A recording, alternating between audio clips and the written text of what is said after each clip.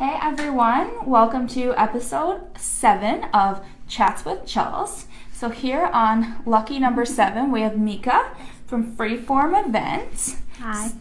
So our drink of the day, since it's a little early in the afternoon, I'm going to become a YouTube sensation now, is kombucha. I've never had it. Apparently it's really messy, even if you don't. It's very carbonated. Apparently. So this one is from Nova Scotia. It's Cove.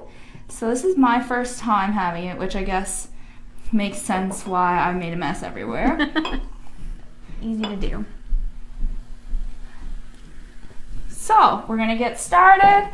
So do you want to tell us a little bit about FreeForm Events? Sure. FreeForm is an event company. I started it with Anna Smith. We are co-owners and co-founders. And we plan events for clients, and we also host our own, and we're a full-service event company. So we will take any part of the event planning process and deliver it for you. So maybe you need help with the ideation stage. You know you want to host something, but what is the right something for what you want to do? We can figure that out. We can do your marketing and communications. We can, come up with the project plan. We can project manage it. We can host it. And we can find all the other people you need in between, right? So maybe you need a really great designer, or maybe you need a really amazing AV company, or you need a venue. We'll handle all of it. And we can host a debrief at the end too. So that sounds like, a pretty full list of services. Where did you guys come up with the idea to start such, I guess, a diverse company? Yeah, it really came from what we were already doing in our lives. Anna and I met planning a conference, and all the jobs that each of us have had in between have involved some amount of event planning or convening people is maybe a better way of putting it. I, in my life outside of FreeForm, am a fundraiser, and fundraising events are a huge revenue source for most organizations. So I bring that expertise, and then Anna has worked a lot in youth engagement and leadership development, and so we realized after about a year of being in St. John's, after being away, that we were doing this on the side. We were still doing it on the side, we just weren't doing it together, and so maybe if this was what we really loved doing, we should plan events together, and we should make it like more than just a side hustle. So one of the events, you guys, if you've been following along, might remember Mark Pottle of West Coast Woodworks. So he was on episode 2. So one of the events that you guys have been putting on and facilitating has been #adulting. So if you want to tell us a little bit about, where the inspiration came from starting the #adulting. Yeah, I'm trying to remember now what our what the first conversation was where we said we would do this. We had talked a lot about hosting workshops, and that's kind of like going back to the very root of what Anna and I got excited about when it came to event planning. But we want to host a lot of workshops that we are not experts in, and it seems like most days I'm not even an expert in how to live a good life. So why not bring people together to figure that out? And so we hosted our first one with Stacy, who owns Your Glowing Health, and it was all about how to feed yourself. And it's a pretty big topic to tackle right away, maybe. But it was all about what do you need to feed yourself in the course of a day to keep your energy up, to feel good about waking up in the morning, or to go to bed at the time you want to. And so the workshop series has developed from this basic premise of, there are some things we've never ever learned how to do but are expected to do every day, like how to feed yourself. And there are ways that we can learn that together in a safe, chill, fun environment with other people who also want to learn things. So we call it a series of workshops designed to make your life easier. So what would you say some of the top lessons that you've learned from these workshops are? I think I relearn something every time I go to one of these workshops, because the benefit is that Anna and I are bringing in experts in their field to do this workshop. We're just providing the right framing and helping with their content creation, but they're the people who know stuff, so I'm coming in fresh every time. And with the how to feed yourself thing, it just gave me a new perspective on how to build my meals. Or we did one on financial peace, and I sat there and did every single step along with everybody else, sitting there wondering what the hell am I doing wrong, and realizing maybe I should put more into my RSP. because I do eventually want to retire, and right now that's a long way off, but I'm not thinking about it actively. Yeah. I barely know what an RSP is, so it's fine. I only learned this year, so it's fine. You're adulting a little bit ahead of me. Everybody has a journey, you know? We're all just on our own journey. So another session that you guys just had, which I thought was like an amazing idea, was called Health for Girls, or Health and Well-Being for Girls and Their Feminist Caretakers. Yeah, Health and Well-Being for Girls and Their Feminist Caretakers. It's a mouthful, and the event was... we had 2 pieces of content. One was for girls 9 to 12 and one was for their caregivers. And we said caregivers explicitly because maybe you don't have a mom or a dad who's going to bring you to this, but you have a really cool cousin or a really awesome aunt who is. And the girls, we talked about puberty and self-love. And with the adults, we talked about what does it mean to be a feminist caregiver and how can we support the girls in our lives be their best selves, especially in times of transition like puberty. So that sounds like quite an exciting session. So where did you guys, come up with that idea specifically?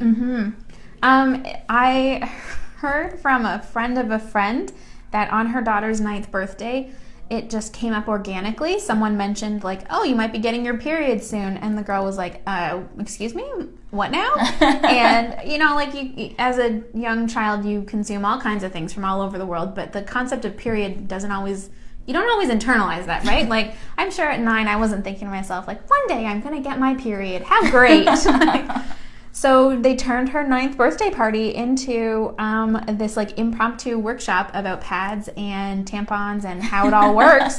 And I thought, shit, if this mom, who I think is really cool, doesn't know exactly what the right moment is to introduce this idea to her daughter, maybe we should just create the right moment. And this workshop, our hope was like, even if a parent had or a caregiver had started the conversation about puberty, we could make it fun and interactive and cool and provide a little bit more relatable resources to girls than maybe your uncool mom or aunt or sister. So one of the things that I really love about FreeForm that I've noticed is that so many of the events are operating from like a feminist standpoint, and they're accessible, and you guys really put a focus on that. So I know that there are so many people who, especially with the holidays coming up, they're going to be planning events. And so what are some ways that you can incorporate that feminist perspective into your, I guess, business and event planning? Yeah. Long question. Sorry. I know, it's a big thing. And I would say too that we are still learning how to do that, because there are so many everyone is their own wonderful individual self, and you can't always plan an event for every person in the world, but you can plan an event really well for the people you know. And I think that's where our feminism comes in. It's that we want events to be fun and accessible and relevant and interesting, and you can't do that if a person can't even get there. So I think for folks who are hosting stuff around the holidays, the best question you can ask yourself is like, who do I want in the room, and how do I make it the best space for them to be in? And that means taking things like accessibility into consideration, or even like, if you're hosting a holiday party and there are going to be a lot of drinks, make sure there's a sign on the door that says, here's how you call a cab. Or if it's not in a workplace but it's in a public setting, make sure that the bartenders know if something goes down, you're the event planner who they can talk to help someone out in a sticky situation. And that could be harassment, or it could just be any feeling of not being safe that we want to address. And it doesn't have to be a negative thing either. Like, that's kind of part of it. We're not like hosting events and being like, God, the world's shit. Like, we're hosting events and saying, gee, the world could be better. How can we make it better by making things as equitable as they possibly can be? So Mica and I did a blog a little bit earlier this year about planning events. And she had some really great tips for, if you're planning an event, you get shy people who maybe don't necessarily want to be, putting themselves out there right away. So what were some of your tips to encourage the mingling and networking? Yeah. I like to figure out who the person in the room is who's like the friendliest, who's the best at talking to whoever. And Chels, to be honest, that's you. And oh my God, that's not me. I'm hiding. I'm always like hiding and awkward and running away. No, it really isn't. I think about you at Common Ground and like how you're really good at remembering people's names and you say hi when they come in the door. That's the kind of host you want at events. You want the person who can go up to someone who's standing there kind of maybe by themselves or a little quietly and say like, hey, my name is, and then make a comment about the world, like about the evening. Like that's how small talk starts. You just say something and they respond. Basics of conversation. Can you tell that I'm the person standing by themselves who needs to be like, how do you talk to a person? Say a thing. Just say a thing. Yeah, so tagging someone as the host is really helpful to get the conversation going and keep things feeling friendly and light. So with these events, I guess Mica is like the queen of organizing. Thank you. I forgot my crown today.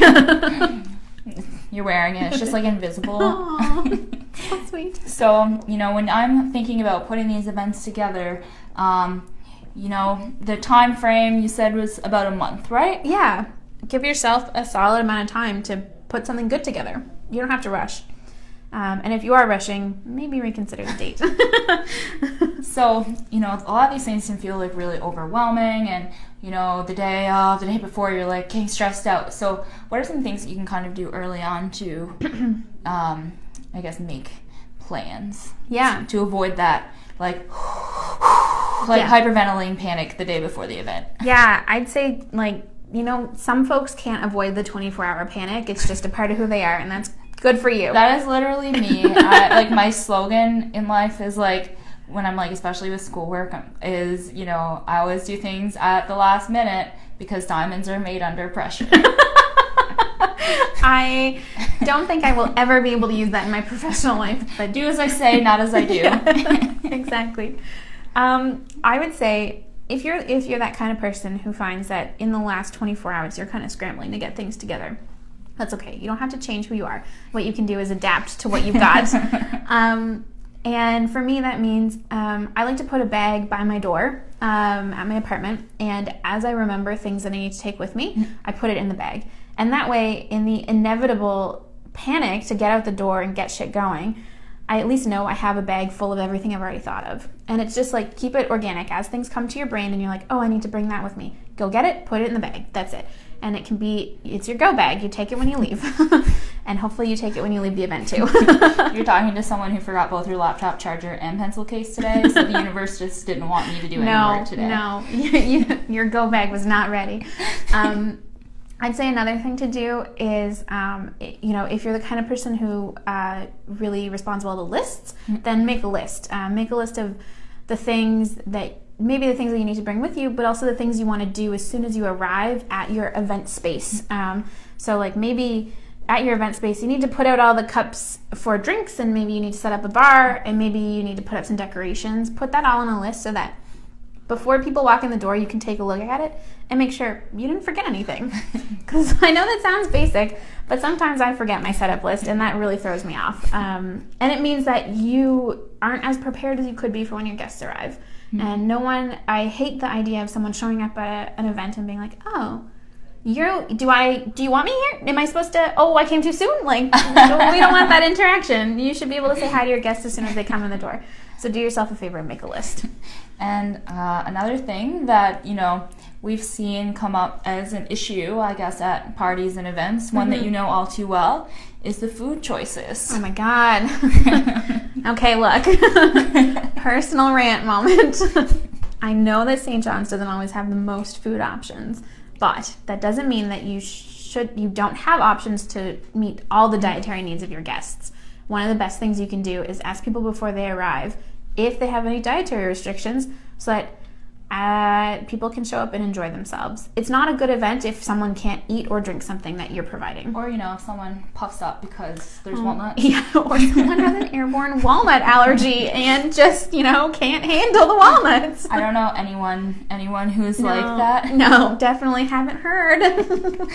Anyway, so thank you so much for, giving us your tips on including everyone and making awesome events. And my pleasure. What do you guys have coming up in the next few months that people can look forward to? That is the question we are asking ourselves right now. Anna and I take December off to do some strategic planning and reflection, so we will let you know when we figure 2018 out. That's awesome, and I'm sure that we will see you again soon. Yeah, thanks so much. See ya.